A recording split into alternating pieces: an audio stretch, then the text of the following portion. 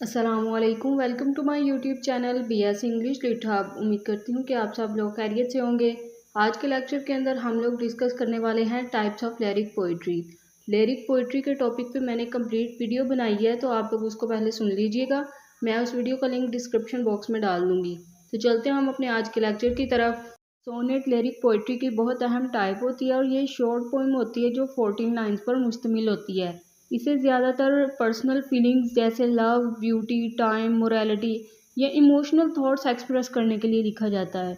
Sonnet की ख़ास बात यह होती है कि इसमें एक स्पेसिफिक राइम स्कीम को यूज़ किया जाता है जो इसे म्यूज़िकल और स्ट्रक्चर्ड बना देती है। इंग्लिश लिटरेचर में सोनेट की दो फेमस टाइप्स होती हैं। पहली है पेट्रार्कन सोनेट और दूसरी होती है शेक्सपियरियन सोनेट। पेट्रार्कन सोनेट को इटालियन सोनेट भी बोला जाता है। तो पेट्रार्कन सोनेट को आगे टू पार्ट्स में डिवाइड किया जाता है, जिनमें एक जो पेट्रार्कन सोनेट होती है पोइम्स वो 8 लाइन्स पर मुश्तमिल होती है और दूसरी जो पेट्रार्कन सोनेट्स होती हैं वो 6 लाइन्स पर मुश्तमिल होती हैं। ठीक है। सोनेट की दूसरी टाइप है शेक्सपियरियन सोनेट। इनको इस तरह से लिखा जाता है कि इसमें पहले 3 क्वार्टेंस होते हैं जो 4 लाइन्स पर मुश्तमिल होते हैं। जैसे हम उर्दू में एक बंद लिखते हैं जो 4 लाइनों पर मुश्तमिल होता है, इसी तरह इंग्लिश में सोनेट भी 4 क्वार्टेंस पर मुश्तमिल होती हैं और उसके बाद लास्ट पे कपलेट लिखा जाता है जो 2 लाइन्स पर मुश्तमिल होता है। जैसे हम उर्दू में शेर लिखते हैं ना 2 लाइन्स पे जो मुश्तमिल होते हैं, इसी तरह सोनेट में भी पहले 4 लाइन्स होती हैं, 3 क्वार्टेंस होते हैं और उसके बाद लास्ट पे कपलेट होता है जो 2 लाइन्स पर मुश्तमिल होता है।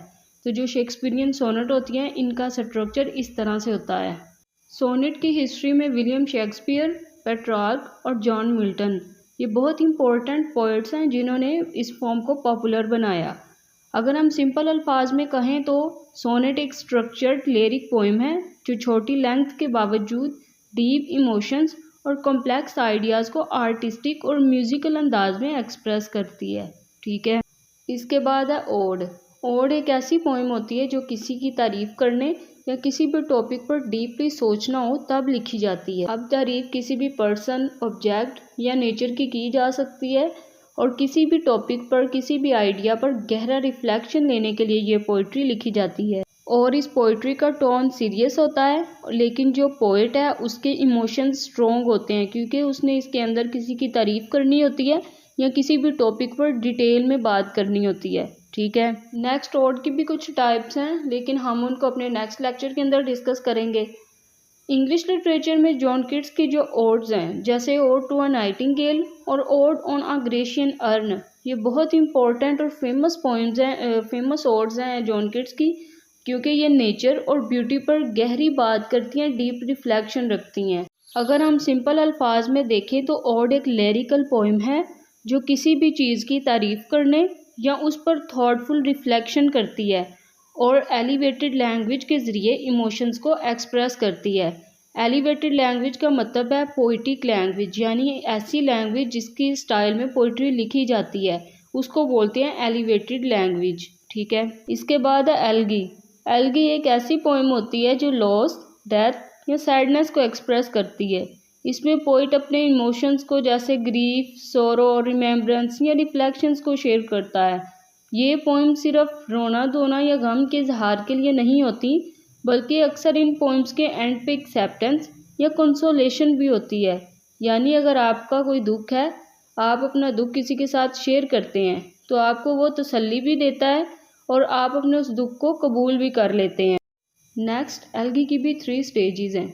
इनको 3 मुख्तलिफ तरीक़ों से लिखा जाता है। इसकी पहली स्टेज है लामेंट। इसके अंदर पोइट अपने खुद के दुख और गम को एक्सप्रेस करता है। लेकिन जो इसकी दूसरी स्टेज है प्रेज, उसके अंदर पोइट किसी ऐसे शख्स के बारे में लिखता है जो किसी चीज़ से महरूम हो चुका है या उसकी क्वालिटीज़ के बारे में लिखता है, किसी शख्स की क्वालिटीज़ के बारे में लिखता है। तीसरे में आ जाता है कंसोलेशन। इसके अंदर पोइट किसी भी शख्स को तसल्ली देने के लिए लिखता है। सिंपल अल्फाज में अगर कहा जाए तो एल्गी एक इमोशनल लिरिक पोइम है जो लॉस और रिमेम्बरेंस को एक्सप्रेस करती है और इंसानी जज्बात की गहराई को रिफ्लेक्ट करती है। यहाँ पर हमारा लेक्चर अपने अख्ताम को पहुँचा और अगर आपको इस लेक्चर की समझ आ गई है तो आप इस वीडियो को लाइक, चैनल को सब्सक्राइब और वीडियो को ज़रूर शेयर कीजिएगा, क्योंकि नेक्स्ट लेक्चर के अंदर हम लोग डिस्कस करने वाले हैं टाइप्स ऑफ नैरेटिव पोइट्रीज़। अगर आप बेल आइकॉन को क्लिक करेंगे तो मेरी हर वीडियो आप तक बआसानी पहुँच सकेगी। तो चले मिलते हैं हम अपने नेक्स्ट वीडियो के अंदर। अपना बहुत ज़्यादा ख्याल रखिएगा। अल्लाह हाफिज़।